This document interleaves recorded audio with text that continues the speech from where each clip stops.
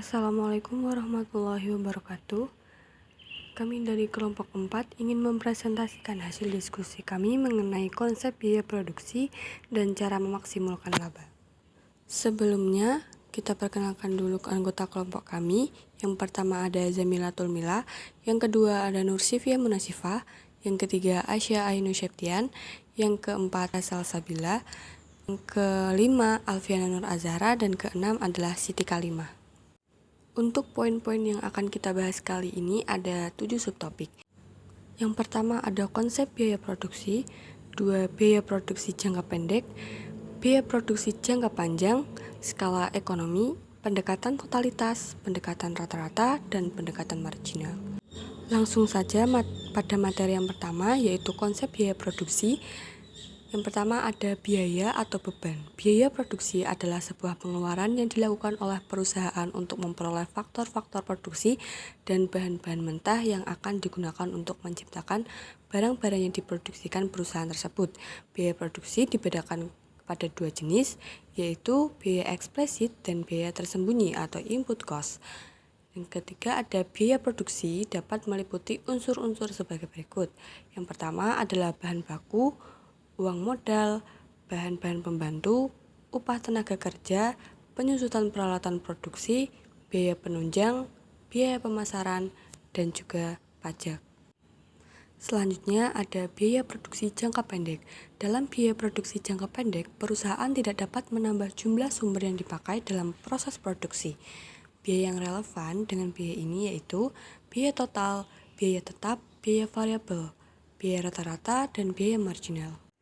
Biaya total atau total cost merupakan gabungan dari biaya tetap dan biaya yang selalu berubah. Dengan demikian, biaya total dapat TC sama dengan TFC ditambah TVC, sehingga dapat disimpulkan untuk rumus biaya total tetap TFC, yaitu TFC sama dengan TC dikurangi TVC. Biaya berubah total atau TVC. TVC sama dengan TC dikurangi TFC. Selanjutnya ada biaya rata-rata atau average cost. Biaya keseluruhan untuk menghasilkan suatu output tertentu dibagi dengan jumlah unit produksi yang dihasilkan atau merupakan biaya per unit produksi. Biaya rata-rata ini dibedakan menjadi 3. 1. Biaya tetap rata-rata atau average fixed cost atau AFC dengan rumus AFC sama dengan TFC per Q. Yang kedua ada biaya perubahan rata-rata atau average variable cost, yaitu AVC dengan rumus AVC sama dengan TVC dibagi Q. Selanjutnya ada biaya total rata-rata atau average total cost atau bisa disebut juga dengan AC dengan rumus AC sama dengan TC per Q. Selanjutnya biaya marginal atau marginal cost. Biaya marginal atau marginal cost adalah kenaikan biaya produksi yang dikeluarkan untuk menambah produksi sebanyak 1 unit atau biaya tambahan untuk memproduksi 1 unit tambahan. Perhitungan marginal cost adalah MCN sama dengan TCN kurangi TCN min 1 atau MC sama dengan delta TC per delta Q. Untuk kurva FC, VC, TC, dan AFC, AVC, AC, dan MC bisa dilihat di gambar tersebut. Kita lanjut, biaya produksi jangka panjang. Dalam biaya produksi jangka panjang, perusahaan itu dapat menambah semua faktor produksi atau input yang digunakan. Biaya produksi jangka panjang merupakan masa perencanaan atau cakrawala perencanaan. Biaya produksi jangka panjang adalah biaya produksi yang relevan dengan biaya produksi jangka panjang. Yang pertama yaitu biaya total, biaya yang dikeluarkan untuk memproduksi seluruh output dan semuanya. Dengan rumus LTC sama dengan LVC, di mana LTC biaya total jangka panjang dan LVC biaya variabel jangka panjang. Yang kedua ada biaya marginal, tambahan biaya karena penambahan produksi sebanyak 1 unit. Rumus LMC sama dengan LTC per Q, di mana LMC adalah biaya marginal jangka panjang, LTC perubahan biaya total jangka panjang, dan Q adalah perubahan output. Yang selanjutnya adalah biaya rata-rata.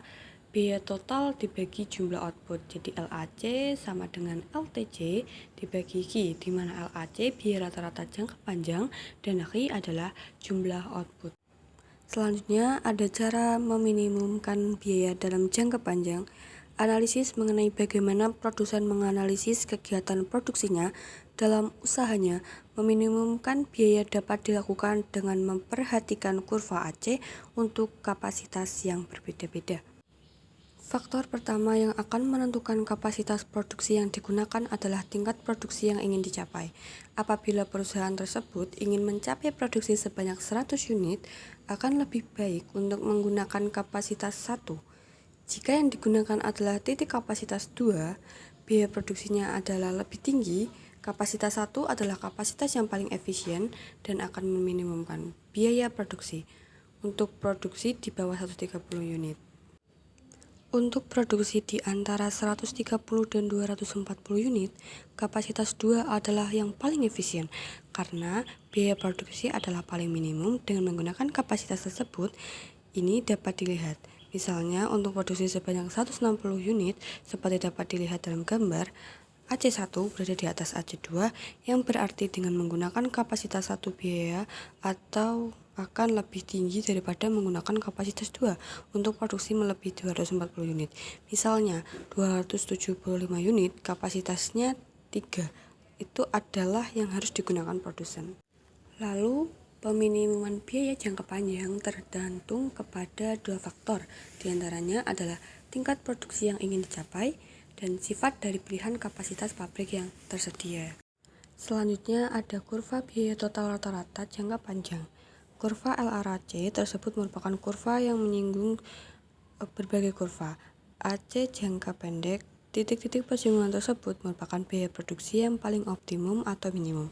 Untuk berbagai tingkat produksi yang akan dicapai pengusaha dalam jangka panjang, suatu hal yang harus diingat dalam menggambarkan kurva LRAC adalah bahwa kurva itu tidak menyinggung kurva-kurva AC pada bagian terendah dari kurva AC. Dalam jangka panjang, titik terendah dari suatu AC tidak menggambarkan biaya yang paling minimum untuk memproduksi satu tingkat produksi, karena setiap terdapat kapasitas produksi lain atau AC lain yang dapat meminimumkan biaya. Dapat disimpulkan bahwa kurva LRAC walaupun tidak menghubungkan setiap terendah dari AC menggambarkan biaya minimum perusahaan dalam jangka panjang. Kurva LRAC sering juga disebut dengan kurva amplop atau envelope curve karena biaya rata-rata jangka panjang yang seperti mengamplopi biaya jangka pendek yang dipilihnya. Selanjutnya ada skala ekonomi produksi, yaitu perubahan jumlah hasil produksi yang disebabkan oleh penambahan input atau faktor produksi yang digunakan. Ada 3 kemungkinan yang dapat terjadi jika perusahaan melakukan penambahan faktor produksi mereka. Yang pertama adalah skala hasil konstan atau decrease return to skala. 2. Skala hasil menurun atau decrease return to skala. Dan ketiga, skala hasil meningkat atau increase return to skala. Nah, untuk skala hasil konstan dan skala hasil menurun, skala hasil konstan yaitu skala hasil konstan merupakan keadaan di mana penambahan faktor produksi yang dilakukan perusahaan menghasilkan output yang sama. Sedangkan skala hasil menurun adalah kondisi di mana perusahaan penambahan input atau faktor produksi yang digunakan, tetapi hasil atau output yang dihasilkan lebih kecil dari jumlah input yang ditambahkan. Lalu untuk yang ketiga ada skala hasil meningkat. Skala hasil meningkat itu adalah kondisi di mana penggandaan skala produksi mengakibatkan perubahan skala hasil output yang lebih besar, seperti pada kurva yang ada di layar tersebut. Lalu selanjutnya ada pendekatan totalitas atau totally approach. Pendekatan totalitas merupakan pendekatan dengan cara membandingkan pendapat total TR dan biaya total atau TC dapat dirumuskan dengan sebagai berikut. P sama dengan P kali Q dikurangi FC tambah V kali Q, di mana TR sama dengan P kali Q dibagi TC sama dengan FC tambah VC dibagi VC sama dengan V kali Q. Kekurangannya pendekatan totalitas yaitu sulit membedakan antara biaya tetap dan biaya variabel, mengabaikan gejala penurunan dari hasil marginal yang menyebabkan kurva biaya dan kurva pendapatan tidak berbentuk garis lurus. Selanjutnya ada contoh permasalahan. Nah, contoh di sini kita akan menyebutkan Sarah. Itu adalah seorang ibu rumah tangga. Sebagai seorang ibu rumah tangga yang kreatif, dia merencanakan penambahan penghasilan keluarga dengan menjual jajanan anak-anak berupa permen coklat hasil olahannya sendiri. Produknya dipasarkan ke beberapa sekolah dasar di sekitar tempat tinggalnya. Jumlah permintaan potensial dilihat dari jumlah murid yang diberi uang jajan adalah 1.000 orang per hari. Untuk mewujudkan rencananya, ia harus membeli alat-alat produksi dan mesin cetak sederhana seharga 5 juta. Biaya produksi per biji permen coklat Rp250, harga jual per biji Rp500.000. Apakah rencana di atas layak dilaksanakan? Kita jawab, biaya pembelian alat produksi dan mesin cetak sederhana adalah biaya tetap atau FC karena besarnya tidak tergantung jumlah produksi. Nah, biaya variabel per unit atau V-nya itu adalah Rp250 tadi, sedangkan harga jual per unit P itu adalah Rp500 untuk mencapai titik impas jumlah output permen coklat itu yang harus terjual adalah seperti pada rumus yang di atas tadi, Q sama dengan 5 juta dibagi 500 dikurangi 250 sama dengan 20.000 biji permen. Jadi isinya adalah 20.000 biji permen. Selanjutnya ada pendekatan rata-rata atau average approach. Nah, dalam pendekatan ini perhitungan laba per unit itu dilakukan dengan membandingkan antara biaya produksi rata-rata atau AC dengan harga jual output atau P dengan rumus sebagai berikut. P sama dengan P sama dengan P dikurangi AC kali Q, di mana P adalah profit atau keuntungan, P price atau harga output, AC adalah average cost atau biaya produksi rata-rata, dan Q atau quantity atau jumlah output. Nah, dalam implikasi pendekatan rata-rata ini itu adalah perusahaan atau unit yang usahanya itu harus menjual sebanyak-banyaknya atau maksimum selling agar laba semakin besar. Nah, pendekatan average itu sama dengan pendekatan totalitas.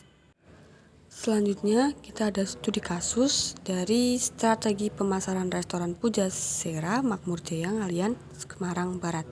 Nah, berdasarkan data, total UMKM di Kota Semarang sebanyak 7.603 UMKM. Salah satu UMKM yang terdapat di Kota Semarang adalah UMKM Pujasera Makmur Jaya. UMKM Pujasera Makmur Jaya merupakan sebuah UMKM yang berada di Kecamatan Ngalian, Kota Semarang Barat. Nah, di sana terdapat 13 UMKM yang produknya sangat beragam. UMKM Pujasera Makmur Jaya itu memiliki potensi yang cukup besar dalam meningkatkan pendapatannya. Di antaranya adalah masakan fast food seperti nasi goreng, ayam goreng, telur goreng, jamu crispy, dan masih banyak lagi. Setiap sore menjelang malam, keadaan di sana selalu ramai. Dari informasi yang kami dapatkan, UMKM Pujasera Makmur Jaya ini telah dilakukan renovasi tempat selama kurang lebih 1 bulan. Tetapi saat ini renovasi masih belum selesai secara maksimal karena kekurangan dana, sehingga pihak Guyuban UMKM Pujasera Makmur Jaya tersebut berinovasi berkolaborasi dengan perbankan BRI guna mendapatkan dana.